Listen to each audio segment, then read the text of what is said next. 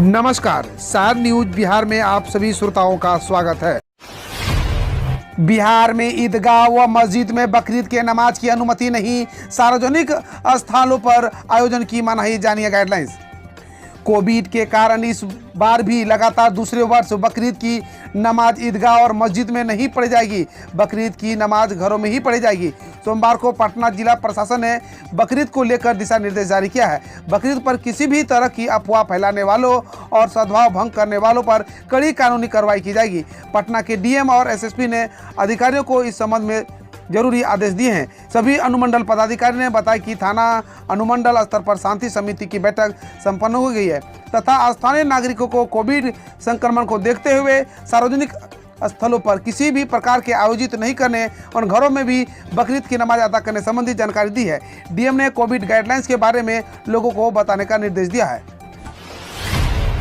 Student को 15 दिनों की मोहलत, अब 3 अगस्त तक करे आवेदन। बिहार स्कूल शिक्षा बोर्ड ने सत्र 2021-23 के लिए इंटरमीडिएट कक्षा में प्रवेश के लिए ऑनलाइन आवेदन जमा करने की अंतिम तिथि फिर से बढ़ा दी है। उम्मीदवार BSEB OFSS की आधिकारिक वेबसाइट ofssbihar.in के माध्यम से कक्षा 11 में प्रवेश के लिए रजिस्ट्रेशन कर सकते हैं।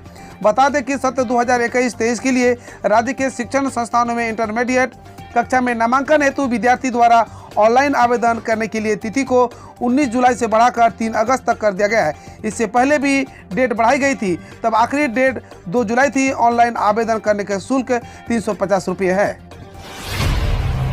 बिहार पंचायत चुनाव की तैयारी तेज, नामांकन के लिए निर्वाचन आयोग ने जारी किए नए गाइडलाइंस।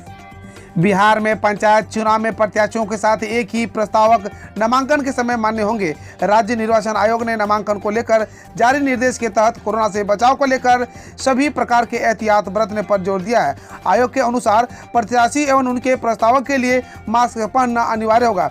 उसके साथ ही आयोग ने नामांकन के लिए जाने वाले प्रत्याशियों के लिए एक ही वाहन के इस्तेमाल की अनुमति प्रदान की गई है। एक से अधिक वाहन के साथ आने की अनुमति नहीं प्रदान की गई है। बिहार में नई तकनीकी से राशन वितरण में नया संकट, दुकानदारों बता रहे हैं दिक्कतों पर विभाग की राय अलग।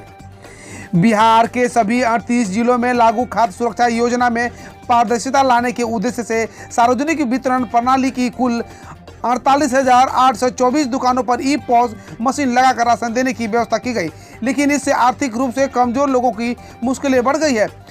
दर्जन भर जिलों में one nation one ration card योजना की राह में इंटरनेट की कमजोर कनेक्टिविटी बड़ी बाधा बनने लगी है। 3456 शिकायतें ई-पॉस मशीनें ठीक से काम नहीं करने से जुड़ी है, क्योंकि ये अंगूठे का निशान नहीं ले पाती है। ऐसा दावा PDS दुकानदारों और राशन उठाने वाले लाभुकों का है, लेकिन विभाग इससे इत्तेफाक नहीं रखता है। पॉस मशीनों से पारदर्शिता बढ़ी है और गलत हाथ में राशन जाने का खतरा कम हुआ है। वन नेशन वन राशन के तहत कल से दिल्ली में मिलना स्टार्ट हुआ फ्री में राशन। दिल्ली में कल से वन नेशन वन राशन के तहत राशन मिलने लगा। योजना के लागू होने के साथ ही अब दिल्ली में रहे बिहार, झारखंड, यूपी, MP समेत कई और राज्यों के लोग राशन ले सकते हैं।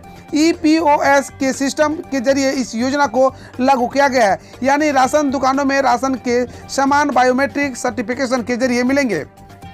वन नेशन वन राशन का सबसे ज़्यादा फायदा उन गरीब लोगों को होगा जो दिल्ली काम की तलाश में गए हैं और उनके पास दिल्ली का राशन कार्ड नहीं है। ऐसे में अब वो भी वन रेशन प्लान के तहत राशन ले सकेंगे। अब राष्ट्रीय खाद्य सुरक्षा अधिनियम और प्रधानमंत्री गरीब कल्याण अन्न योजना के तहत मिलने वाला राशन EPOS मशीन के तहत मिलेगा। बिहार झारखंड के युवाओं के पास इंडियन रेलवे में नौकरी पाने का सुनहरा मौका, 61,000 होगी सैलरी। बिहार झारखंड के युवाओं के लिए भारतीय रेलवे में नौकरी हासिल करने का सुनहरा मौका ने पश्चिम मध्य रेलवे में स्टेशन मास्टर के 38 पदों पर भर्ती के लिए नोटिफिकेशन जारी किया गया है। इच्छुक उम्मीदवार इंडियन रेलवे की आधिकारिक वेबसाइट पर जाकर ऑनलाइन आवेदन दे सकते हैं। आवेदन करने की लास्ट डेट 25 जुलाई 2021 है। बिहार में जगानंद ने तेजस्वी को बताया भविष्य का सेनापति। तेज प्रताप को लेकर कही बड़ी बात, खोला लालू से रिश्ते का राज।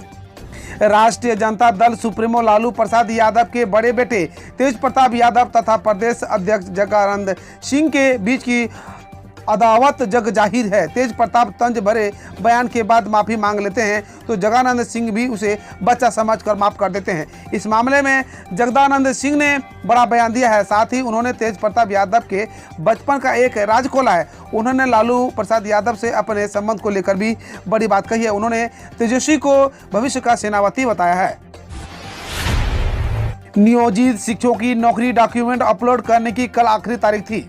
बिहार के 40,000 से अधिक नियोजित शिक्षकों की नौकरी खतरे में जाती दिख रही है। बिहार में निगरानी जांच से छूटे हुए पंचायती राज और नगर निकाय के शिक्षकों के लिए शिक्षा विभाग के पोर्टल पर सर्टिफिकेट अपलोड करने के बाद मंगलवार 20 जुलाई को आखिरी तिथि थी। ऐसे में 40,000 से ज़्यादा शिक्षकों की धड़कनें तेज हो गई है। राज्य में वैसे 88,000 शिक्षक जिनके सर्टिफिकेट की अब तक जांच नहीं हुई है, उनके लिए शिक्षा विभाग ने वेब पोर्टल तैयार कर सर्टिफिकेट अपलोड करने का सख्त निर्देश दिया था।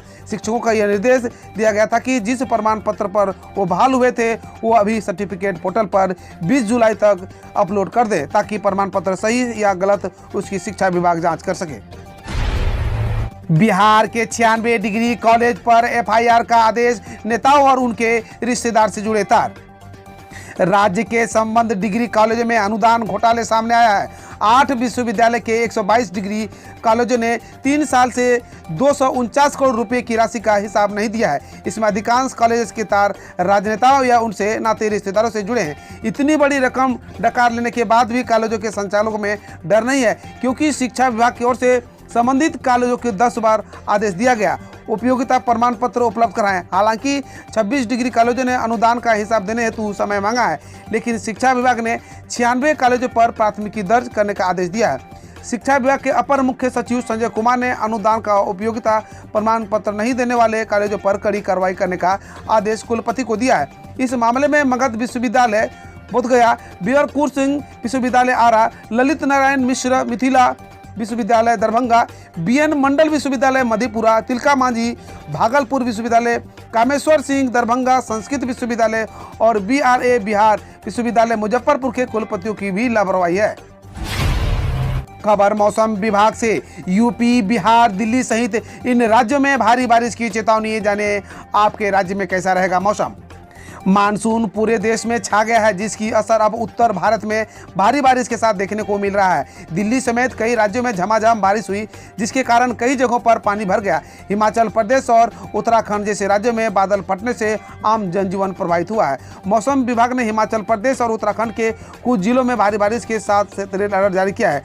वहीं मौसम विभाग ने उत्तर प्रदेश, बिहार, दिल्ली, मध्य प्रदेश समेत कई राज्यों में भी भारी बारिश का अनुमान जताया है। हम रोज ऐसे ही आपके समक्ष न्यूज लाते रहेंगे। यदि आपने अभी तक सार न्यूज को सब्सक्राइब नहीं किए हैं तो पहले फटाफट सब्सक्राइब कर ले, साथ ही बेल आइकन को दबा दे ताकि कोई भी अपडेट आपसे मिस ना हो।